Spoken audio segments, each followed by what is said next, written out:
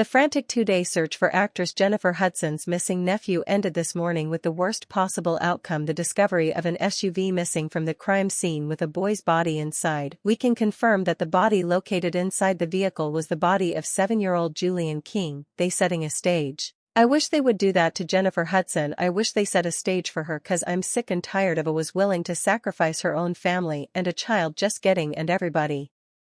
Think she great like now that I'm starting to see, cause I never really paid too much attention because so Jennifer Hudson just joined the list of people who want to see Jaguar deleted because she's out here is spilling the tea about how many celebrities end up sacrificing their families for fame and success. According to Jaguar, Jennifer Hudson is one of them. Folks have always thought it was suspicious how J. Hud's career blew up right after she lost 3 members of her family. The timing just seemed pretty interesting. Well, if you believe Jaguar, there are no coincidences in the world of celebrities, so the fact that J. Hud's career growth timed perfectly with the moment she lost 3 significant family members is no accident. However, Jennifer Hudson isn't taking all this lying down. She allegedly threatened to get Jaguar unalived if Jaguar didn't keep Jennifer's name out of her mouth. The plot just keeps getting thicker, so y'all better grab a chair while we break this one down. If she was willing to sacrifice Whitney Houston so she could be a bad talk show host, guys, the year has barely started already and Jaguar Wright is already out here dishing out truth bombs about dark Hollywood secrets, sacrifices, and occult practices. Jaguar has spent these last few years exposing every form of evil celebrities get up to when the rest of the world is too distracted to care.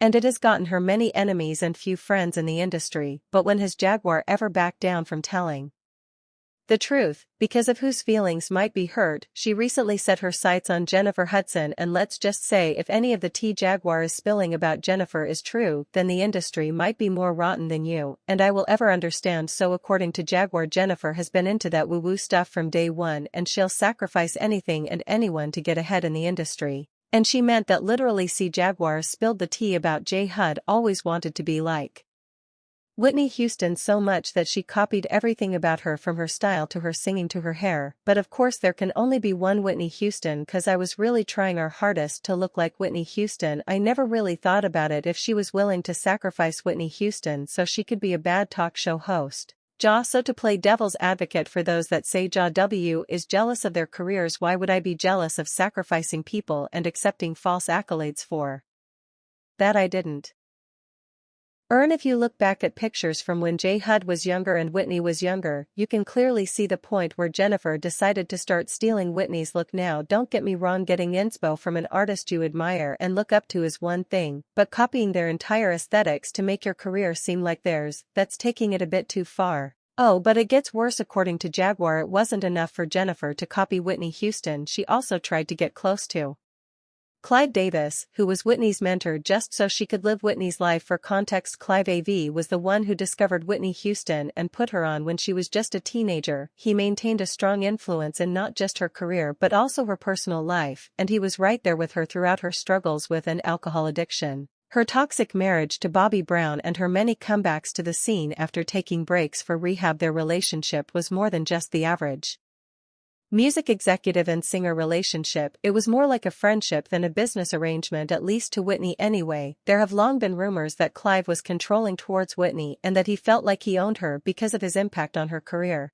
Allegedly, when Whitney's alcohol and substance use started getting out of control, Clive had started planning how to take her out so he could make money off her death, since she was no longer useful to him as an artist. The night Whitney died, she was scheduled to perform at Clive's annual Grammy party at the Beverly Hilton Hotel, the same stage she was introduced to the music world in 1983, over 4 decades ago. There were many things suspicious about Whitney's death, starting from the fact that she was found in her bathtub and it was presumed that she drowned while taking a bath due to extreme intoxication. What struck a lot of people as odd was the fact that Clive continued with the party, which was held in the same hotel where Whitney was found dead. Her body was chilling upstairs and Clive was at the party talking about some Whitney would have wanted us to continue, but the Grammy were the next night. You don't cancel, you turn an evening into a tribute. You did a magnificent evening into. Did you give a thought to canceling? Never. You never thought. Never could you. Did you ever think the family did not want me to give a thought? You can't know. It was crazy because everyone who knew Whitney knew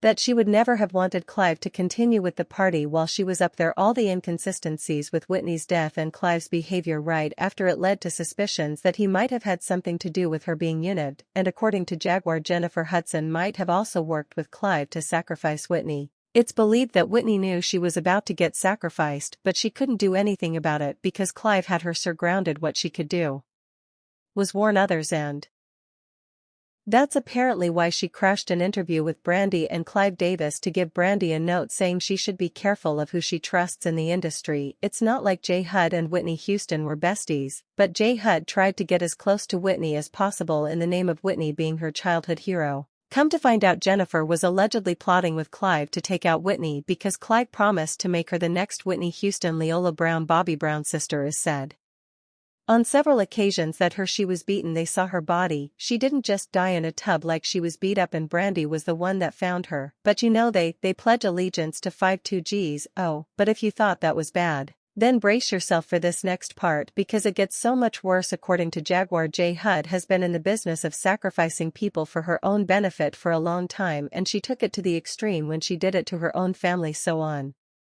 October 24, 2008, disaster struck the quiet neighborhood of Englewood on Chicago's South Side when a grueling discovery was made inside Jennifer Hudson's family home. The bodies of Jennifer Hudson's mother Darnell Donnerson and her brother Jason Hudson were found in what looked like the aftermath of a brutal attack. J. Hud's nephew, 7-year-old Julian King, had also been in the house, but he was missing when the other bodies were discovered. Julian was the son of Jennifer's sister Julia Hudson. An AM alert was issued and the family hoped the boy would be found alive and in one piece. Unfortunately, he was found 3 days later in Chicago's West Side area, his young body stuffed inside a parked car. Autopsy later ruled that he had been unalived, the same as the rest of the family, through multiple gunshot wounds. I remember it like yesterday. A grisly discovery was made inside an Illinois home. I was literally picking up my bags to walk out the door to go to my mother's house. We were being told by the medical examiner that the victims include an adult woman and an adult man, and David was going out to train in Florida, and he called me like, "Can you come out here instead of going?" And I was like, "Okay, sure." The home where the bodies were found belongs to the family of singer and Academy Award-winning actress Jennifer Hudson.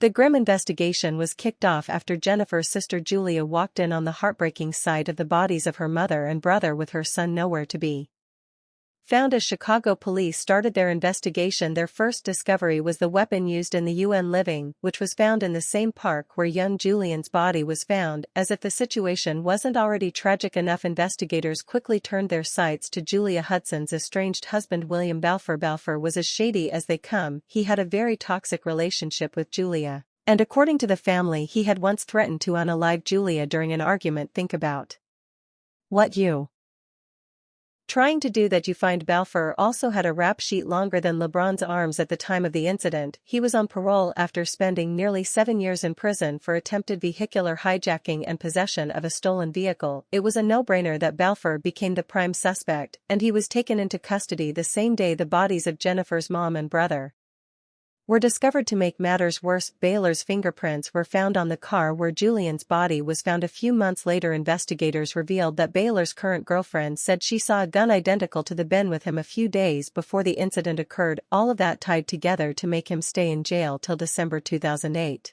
when he was officially charged with 3 counts of first degree for the deaths of Darnell, Jason, and Julian, and 1 count of home invasion as a memorial. Around Oscar winter, Jennifer Hudson's childhood home grows. Some chilling details are revealed about the suspect and of her family.